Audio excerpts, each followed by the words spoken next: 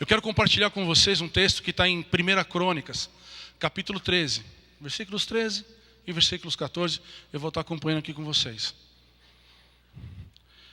Pelo que Davi não trouxe a arca para si, para a cidade de Davi, mas fez levar a casa de Obed-edom, o geteu. Assim ficou a arca de Deus com a família de Obed-edom 3 meses em sua casa. E guardem isso, um guardinho bem importante no coração de vocês. E o Senhor abençoou a casa de Obed-edom e tudo o que ele tinha. Amém? Guarda isso no teu coração. O Senhor abençoou a casa de Obed-edom e tudo o que ele tinha. Mas até chegar aqui, nesse fato, quando a arca da aliança, que representava a presença de Deus, chega na casa de Obed-edom, ela passou por muitas coisas. Uma história rica de acontecimentos e de pessoas importantes. Juízes, profetas, reis, lidaram com essa arca, ou com a presença de Deus, antes de chegar na casa de Obed-edom. E eu creio que isso, como um pano de fundo, enriquece muito o que aconteceu com esse homem. Um homem simples, com a impressão de ser esquecido por Deus, à beira de um caminho, que talvez passasse pela cabeça dele essa conjectura, de que Deus não olhara para ele. Mas nós sabemos que os olhos de Deus, os olhos poderosos de Deus, estão em todos os lugares. E não esquece de ninguém. E no tempo oportuno, Ele toca. No tempo oportuno, Ele chega. E quando Ele chega, queridos, esse é o convite que eu quero te fazer. Nós devemos estar atentos. Como Obed-edom esteve. Amém? Essa história começa com o juiz Eli. Lá em 1 Samuel, quando deveriam fazer o papel de sacerdotes, ele e os seus filhos, não fizeram. E por conta disso Deus permitiu que os filisteus, ao lutarem contra Israel, vencessem. Os filisteus sabiam quem era o povo hebreu e quem era Israel. Sabia que era um povo forte, não pela sua força, mas pela presença de Deus. O que faz toda a diferença na vida dos hebreus, que fez toda a diferença na vida dos hebreus, e faz, amados, toda a diferença na nossa vida, é a presença de Deus.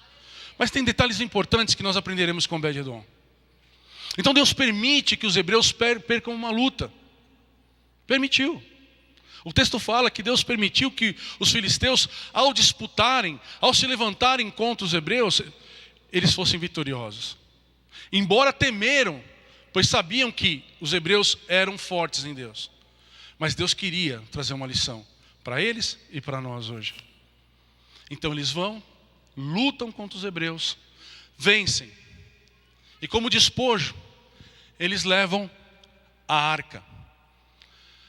A presença de Deus. Poder aqui manifesto. Ao vencerem o povo hebreu, eles acharam, está tudo certo. Eu posso fazer o que eu quiser. Eles quiseram ridicularizar ou desrespeitar a Deus. Não dá para fazer isso, queridos. Eles pegam essa arca e colocam num templo de um dos seus ídolos. E coloca debaixo de uma dessas estátuas. Dagon. E coloca ali embaixo. Estátua que eles adoravam, que eles veneravam. Estátua de um Deus morto. De um Deus que não fala. De um Deus que não ouve. Mas um Deus que engana. Mas colocaram a presença do Deus verdadeiro num lugar desse. É uma baita lição, queridos. Com Deus não se brinca. Com Deus não se tira sarro.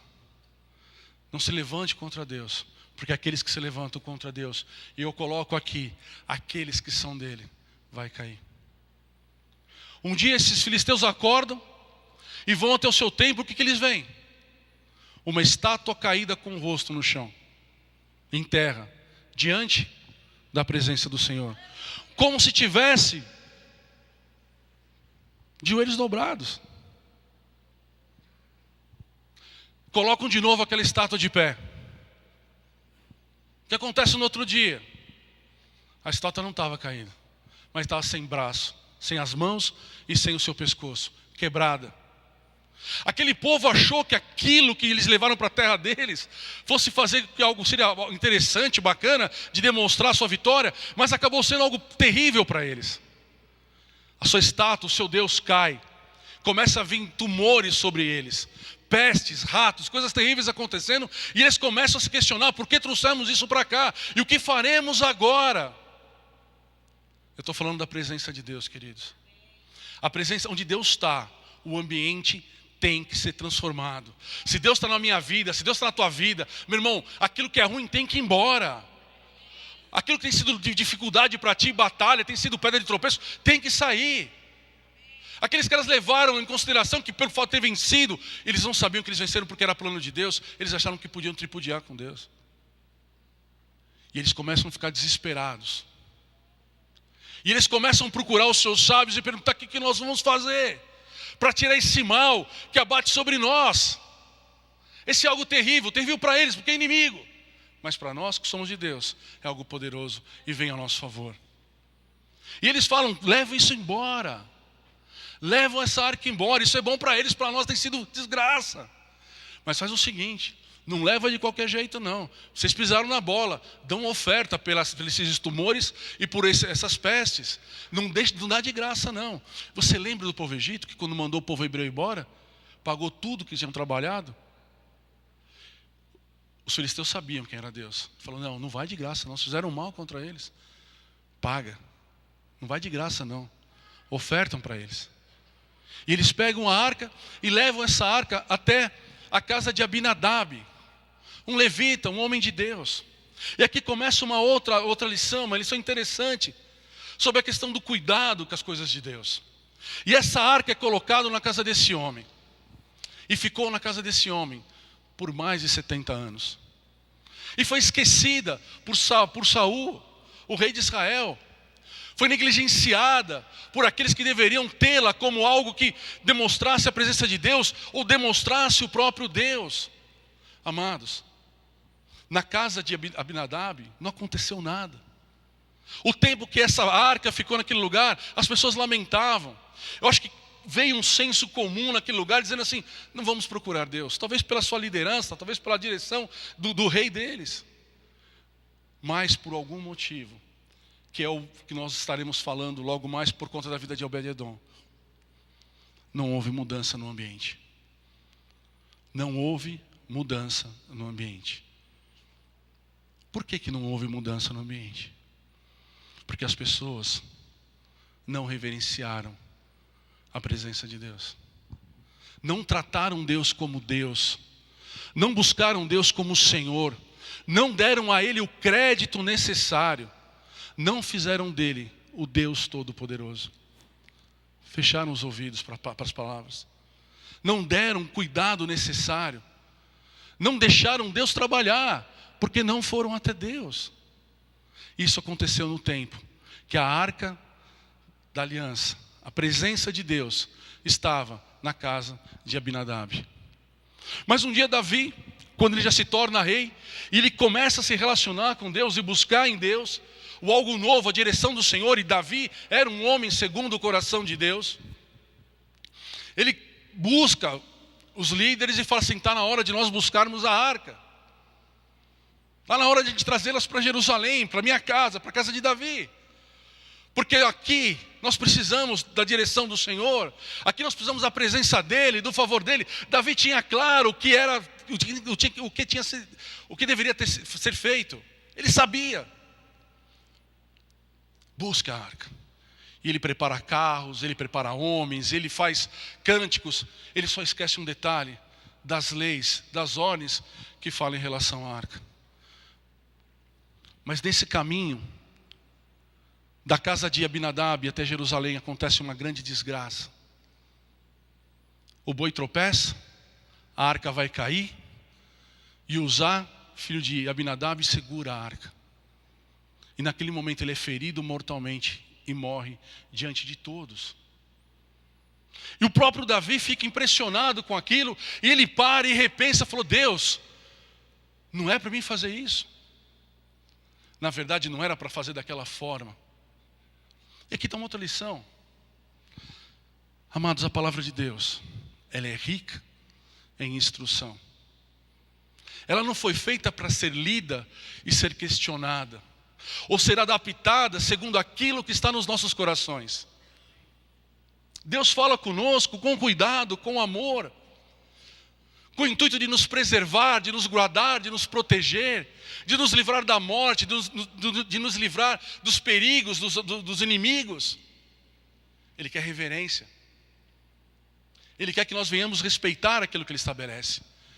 E estava escrito que a arca devia ser carregada nos ombros, através desses pegadores aqui, não em cima de carros de bois. E quando aquele homem segura, ele é exterminado. E Davi questiona: e agora o que eu faço? Como ele não sabia, como alguma coisa não estava errado, ele dá um passo para trás e fala assim: não é hora de levar essa arca para Jerusalém. É aí que começa uma história incrível de bênção na vida de um homem pouco provável. No caminho de Jerusalém, onde acontece isso, eles olham e procuram o quê? Um lugar para deixar a arca, a presença de Deus. E eles encontram a casa de Obed-Edom. Aquele homem que no início eu disse que era um servo, Obed, Edom, um edonita, um homem que era de uma parentela que o tornava um homem comum, um homem até simples, um homem que ninguém conhecia até então, mas um homem que aproveitou uma oportunidade de Deus. Não recebeu aquela arca de qualquer forma, mas deu a ela importância tal que fez com que a sua casa fosse devidamente transformada. A palavra fala que a arca, ao estar na casa de Obed-Edom, por 3 meses, transforma tudo que ele tinha. Que Deus abençoa a casa de Obed-Edom. Vamos voltar um pouco na história de Abinadab. Ficou 70 anos, nada acontece, as notícias não eram boas, ninguém veio falar assim: olha, está acontecendo isso ou aquilo na casa de Abinadab. Mas em pouco tempo, as pessoas chegam até Davi e falam assim: Davi, Obed-Edom está sendo abençoado. Obed-Edom está vendo que as suas plantações estão multiplicando, os seus filhos estão sendo abençoados, tudo que ele faz tem sido bênção. A Bíblia não fala detalhes, mas a Bíblia simplesmente fala assim: Obed-Edom foi abençoado. E essa informação chega até Davi, e Davi fala assim: olha, era a resposta que eu queria, vamos trazer a arca para cá. Qual o ensinamento que nós temos que tirar da vida de Obed-Edom? A maneira que ele lida com as coisas do Senhor.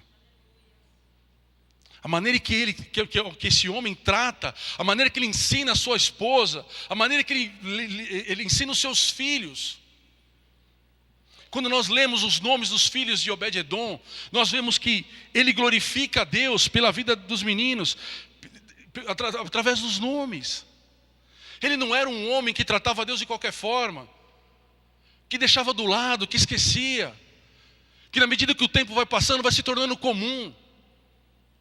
Ele era um homem que dava valor para aquilo que ele recebeu. Amados, o texto está nos alertando para algo muito perigoso, que muitas vezes nós, como igreja de Cristo, acabamos entrando por um caminho muito ruim, muito perigoso. Estamos com Deus, mas não estamos fazendo aquilo que Deus quer que seja feito. Estamos próximos, mas distante da mudança de ambiente. Temos visto igrejas lotadas, mas pouco operantes. Ao invés de influenciar o mundo, tem sido influenciada por ele. Ao invés de dar mais do poder de Deus, tem sido impactada com as coisas que o mundo tem feito, buscando as suas próprias estratégias. Estamos com Deus, mas muitas vezes não temos visto Deus operar, porque temos lidado com Ele da forma errada, como Abinadab lidou, como Eli lidou. Mateus 17, tem uma passagem que fala um pouco sobre isso. Um tema diferente, mas fala sobre a maneira de lidar com as coisas de Deus. Um homem leva o seu filho endemoniado até Jesus, desesperado, incomodado, sem saber mais o que fazer. Chega até Jesus pedindo misericórdia. Falou: Senhor, misericórdia de mim. Meu filho se joga no fogo, meu filho se joga na água, ele quer se matar. Eu levei ele até os teus discípulos, mas eles nada puderam fazer. Olha a colocação que temos na palavra. Eles não fizeram, não. Eles não puderam fazer. Significa que eles tentaram, mas não conseguiram. Eles tentaram libertar aquela criança, aquele jovem do espírito demoníaco, mas não conseguiu. Aí Jesus olha e fala assim: rapazes, na verdade ele foi um pouco mais duro. Homens de pouca fé. Até quando eu vou aguentar vocês? Por que vocês não olham, não aprendem e façam comigo? Não adianta andar com Jesus, tem que fazer o que Jesus faz. Aí Jesus vai e põe a mão naquela criança, aquela criança se liberta imediatamente, e aquele pai vai embora feliz. E os discípulos? E muitas vezes nós fazemos essas perguntas: por que eu estou aqui? Por que quando eu oro as coisas não acontecem na minha vida? Senhor, onde está o Senhor? Aí Jesus chama de lado e vem os seus discípulos em particular e fala: Jesus, bem baixinho para ninguém ouvir, que eles ficaram com vergonha.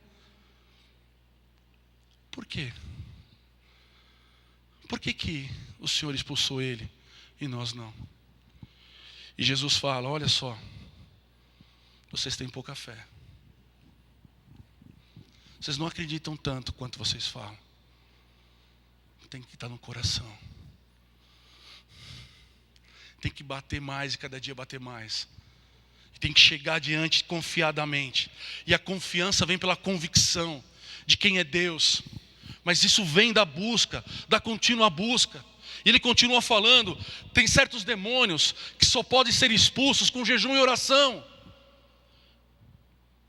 Eu chego a entender o seguinte, amados: tem certas lutas, tem certas batalhas que são diferentes.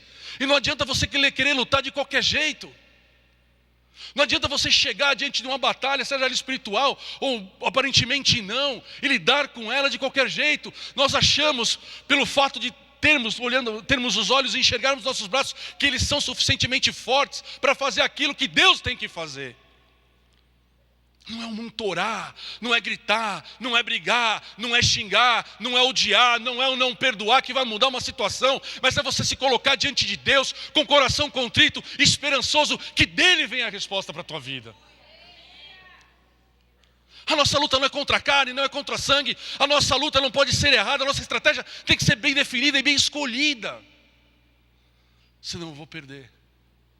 Senão a presença de Deus não vai mudar o meu ambiente, não vai mudar a minha história, e eu vou ficar me perguntando: Deus, onde você está? E Ele quer falar para você: eu estou aqui, mas eu quero que você esteja comigo. Ele está aqui, mas e o teu coração? O Senhor está aqui. O Senhor estava com Abinadab, mas onde estava o coração daquele homem? O Senhor está aqui, é onde está o nosso coração. Eu estou com medo da dívida, eu estou com medo do problema, eu estou com medo da luta. Meu coração está nas coisas materiais, meu coração está no mundo, meu coração está no meu trabalho, meu coração está em tantos lugares, mas onde está Deus no teu coração?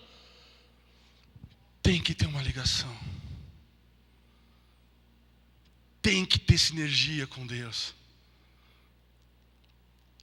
Deus encontrou um coração, o coração de Obed-edom. E ali, com aquele coração disposto, com aquele coração cheio de reverência, que não tratava a arca como um móvel, que não tratava a Bíblia como mais um livro, que de vez em quando ele tem que ser lido, que não tratava a palavra de Deus como algo que eu busco quando eu tenho necessidade, mas como algo fundamental na minha vida, como essência do meu viver.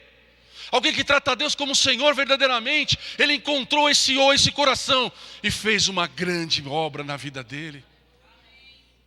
Enquanto os filhos de Eli morrem na batalha, os filhos do outro morrem fazendo a coisa errada, os filhos de Obed-edom são reverenciados nos capítulos de 1 Samuel como homens bem capacitados para a obra do Senhor. Obed-edom se tornou o guardião da arca.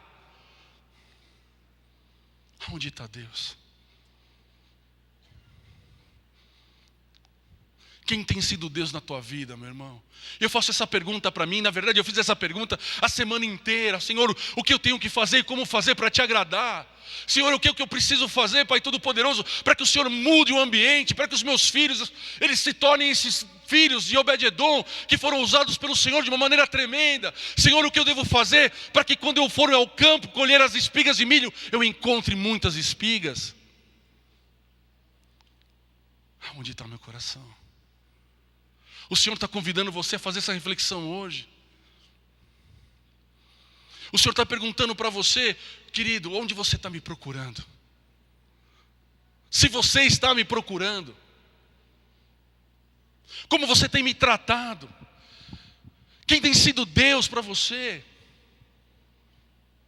Quando nós chegamos na casa do Senhor, que é aqui, como eu chego? Com o coração cheio de expectativa?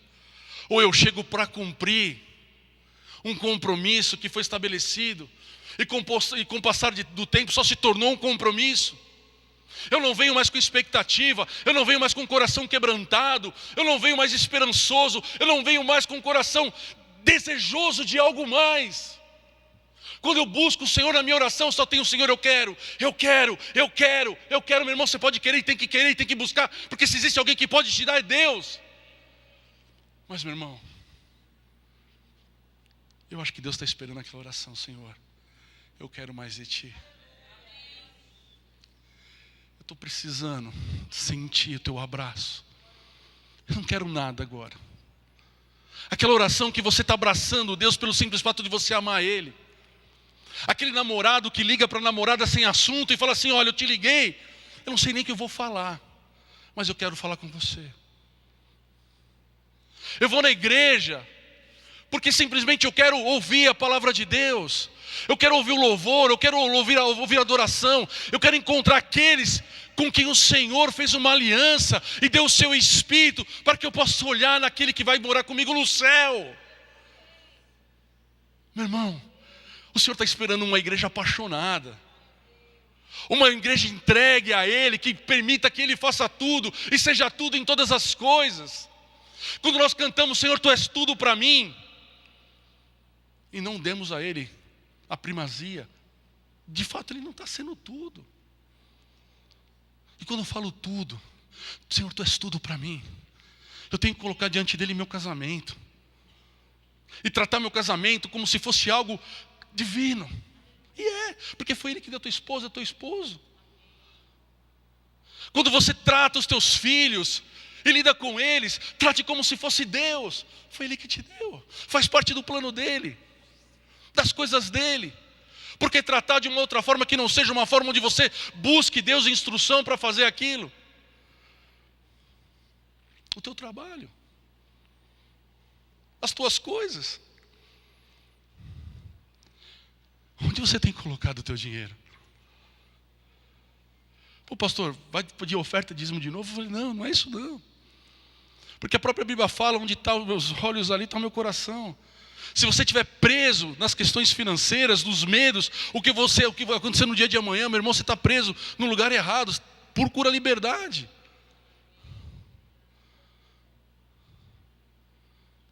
Se você não tem confiado em Deus, porque teu coração não está nele.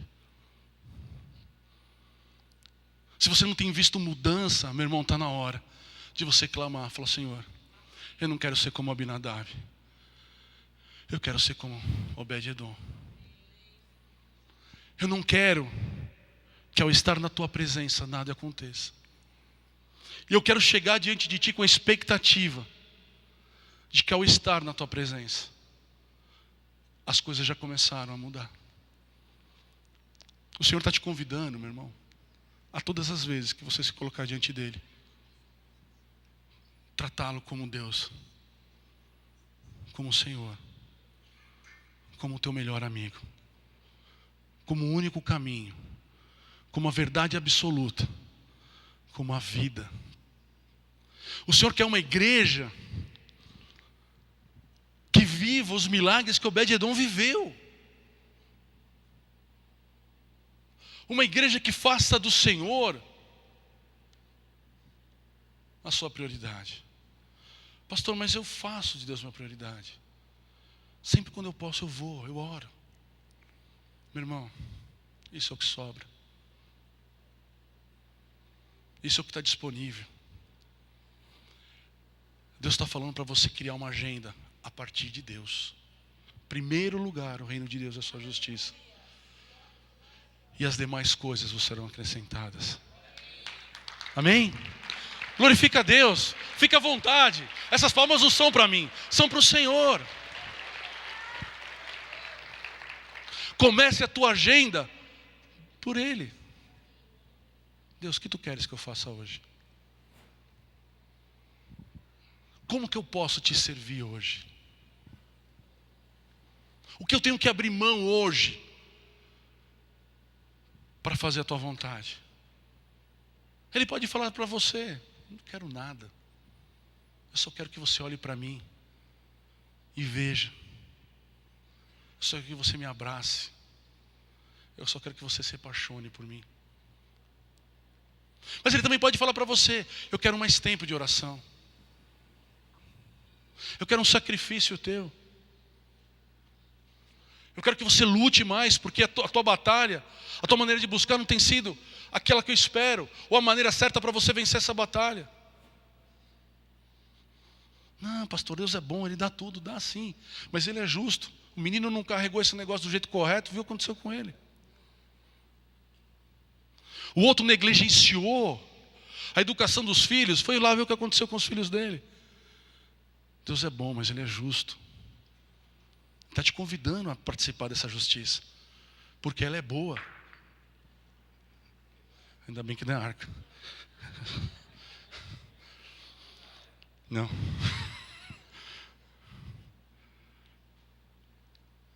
Ele quer que você faça um pouco mais. Ele quer usar a tua vida, meu irmão. Antes de Ele fazer qualquer outro trabalho, Ele quer usar a tua vida para que você seja o melhor amigo dEle. Para que você o ame. E nesse amor você não aceite nada que desagrade Ele. Deixa eu voltar no exemplo do namorado. Aquele que liga para namorado, a namorada liga para ele, está com saudade. Estou vendo o Toninho ali com a namorada dele. Estou te ligando porque, não sei, tive uma vontade de falar com você. Eu estou despertando esse desejo no teu coração. De você, quando for orar, falar assim: Jesus, eu não tenho nada para falar, não tenho nada para pedir, mas eu preciso falar com você.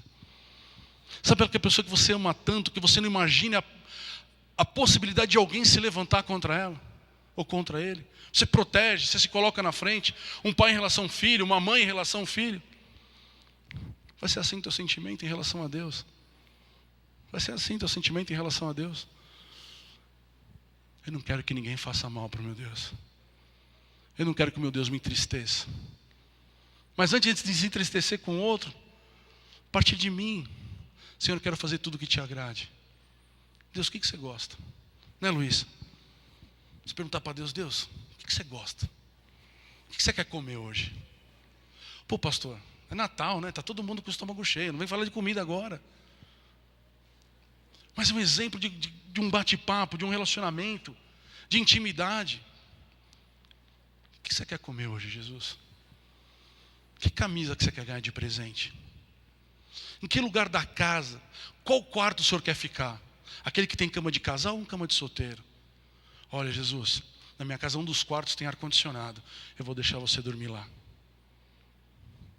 Eu tenho 5 livros para ler, Jesus, mas eu quero ler aquele que fala do Senhor.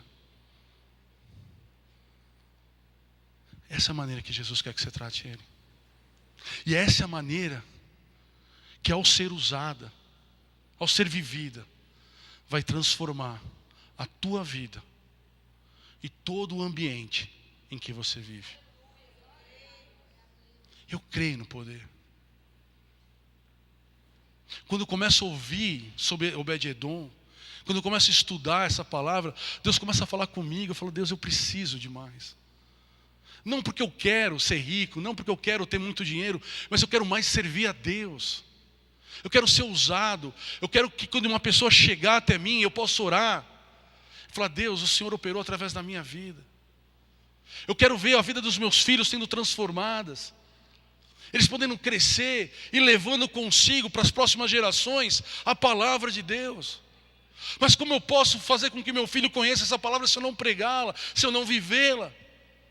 Se eu não me aprofundar nela, se eu não der oportunidade para ele de me ver estudando, de me ver orando, de me ver me comportando na igreja como um lugar que é santo. Meu filho chega e me vê aqui na igreja, na hora do culto, batendo papo, conversando, desatento, distante, mexendo no celular. Chego no culto, o louvor acontecendo como se nada tivesse acontecendo. Eu chego, sento, dou 5 minutos, levanto, vou lá, levanto a mão, não sei nem porque estou levantando a mão. Meu irmão, não estou repreendendo ninguém, nem trazendo uma palavra dura no dia de Natal, muito pelo contrário. Eu estou querendo trazer como eu estou vindo,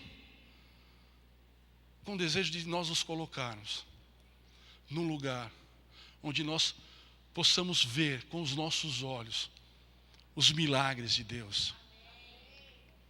Existe um lugar onde os milagres acontecem. Na verdade não é um lugar, existe um comportamento, existe uma postura, existe uma atitude que faz com que os milagres aconteçam.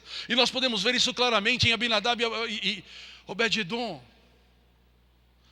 Quando a arca chega naquela casa, na casa de Obed-edom, quando ele encontra corações voltados para ele, os milagres do Senhor começam a acontecer. Meu irmão, você tem uma oportunidade hoje. Talvez uma oportunidade definitiva. Não só na sua vida, mas na vida de todos que cercam ela, de mudar o ambiente. Eu queria que você pudesse dobrar a sua cabeça agora e fechar os seus olhos, porque eu quero fazer uma pergunta para você.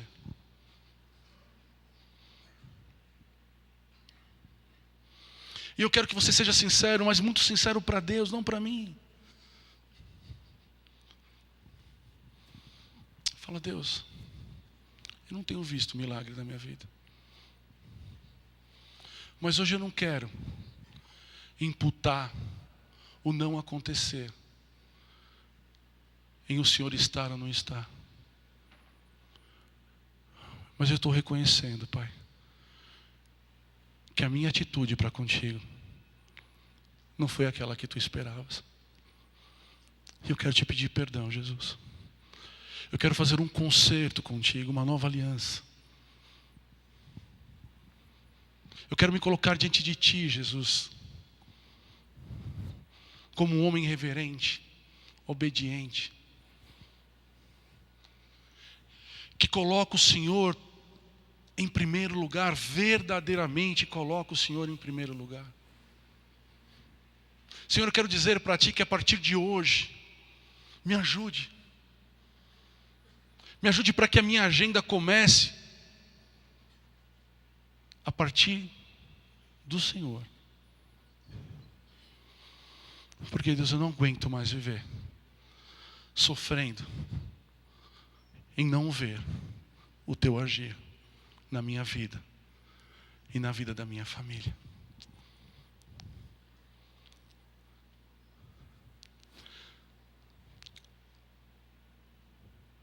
Eu queria estar orando por você, meu irmão. Se você fez essa oração e entendeu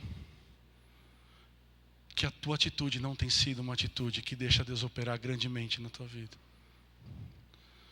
eu quero falar para você ficar de pé agora, que eu quero orar por você.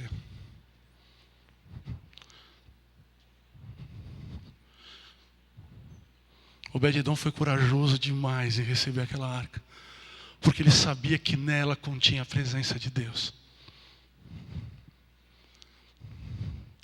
E você está sendo corajoso agora de falar, Deus, eu quero essa arca, eu quero a tua presença, mas eu preciso da tua ajuda.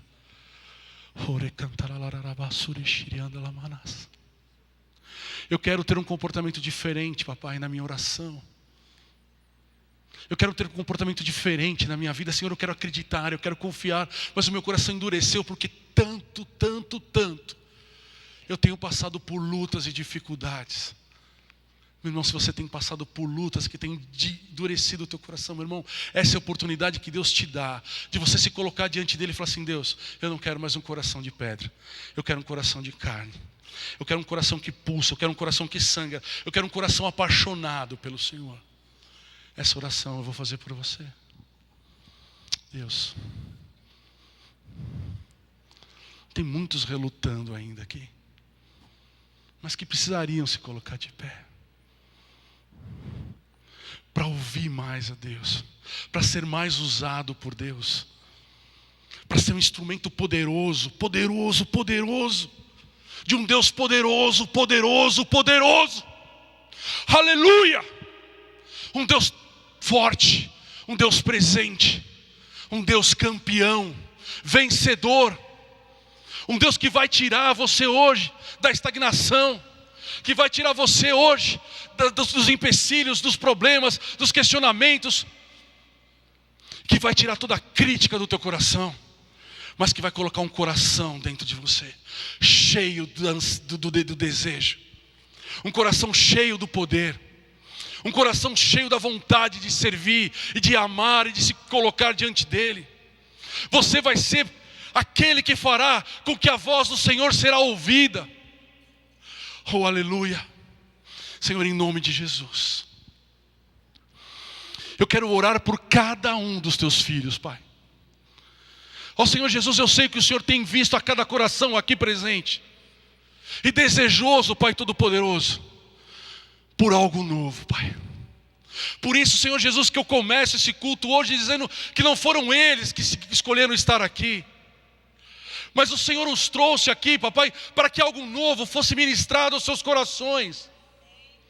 Algo, Senhor Jesus, que os levasse, meu Pai, a um outro patamar, que desse a eles, Senhor Jesus, a oportunidade de começar de novo, de ver novamente, Senhor Jesus, o teu agir, de não ser uma igreja fria, uma igreja, Senhor Jesus, que está adaptada, Senhor, ou não acontecer, mas que seja uma igreja ansiosa pelo fogo do teu Espírito, pelo fogo do teu poder, pelo manifestar dos dons, pelo enchimento do teu Espírito, pelas curas, pelos milagres, pelas maravilhas, Pai, e em nome de Jesus, eu quero declarar sobre cada um, Pai, um novo tempo, e pedir para que o Senhor venha levantar homens e mulheres, que estejam, Senhor Jesus, lado a lado, para que sejam, Senhor Jesus, influenciadores, papai, de uma boa palavra, de uma boa conduta, amigos, Senhor Jesus, que verdadeiramente os levem, meu Pai, ao caminho correto, ao caminho, Senhor Jesus, cheio da tua verdade.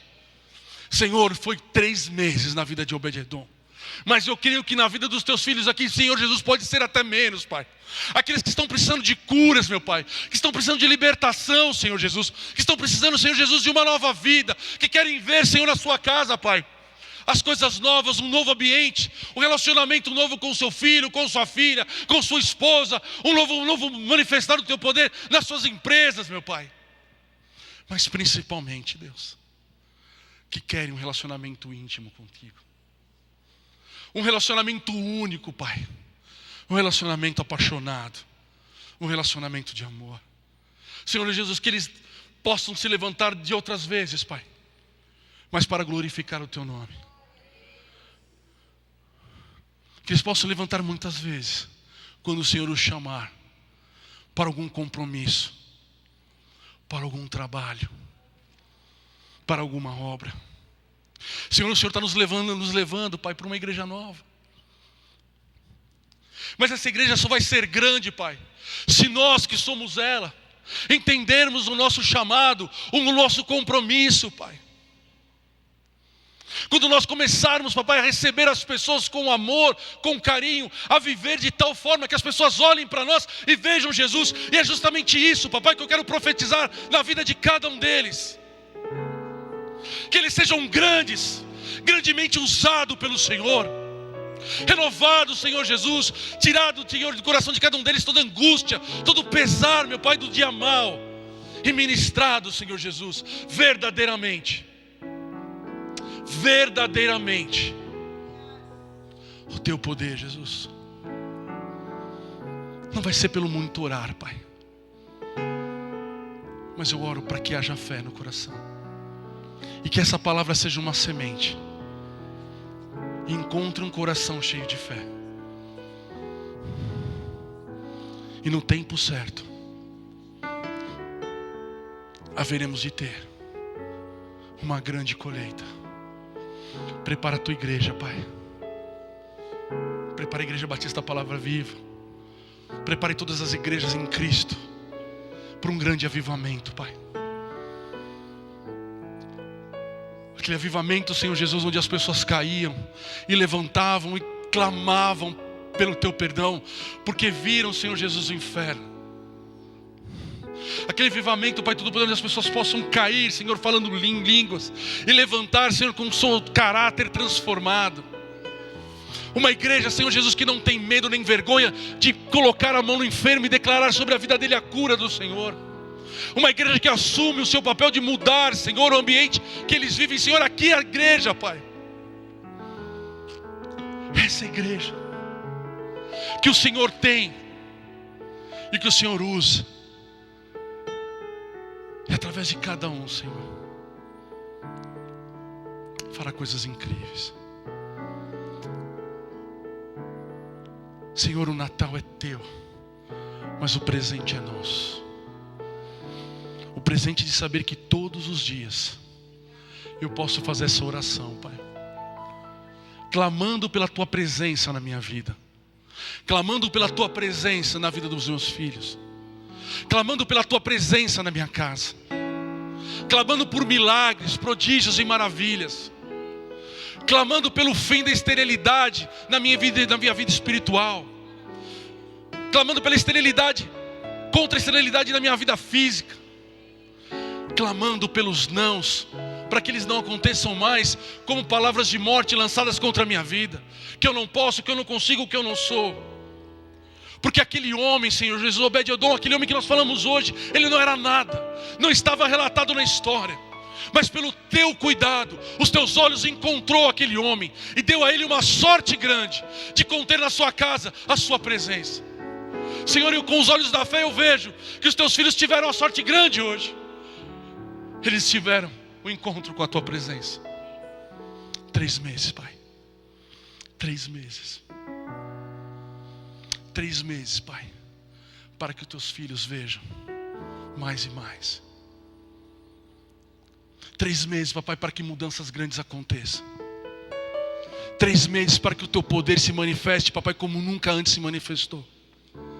3 meses, Pai Todo-Poderoso, para nós vermos, Senhor Jesus, um novo tempo na nossa igreja. Senhor, em nome de Jesus, eu abençoo, segundo essa palavra, e Te agradeço, segundo a fé, porque eu já sei que o Senhor já fez essa grande obra. Em nome de Jesus. Amém. Aleluia.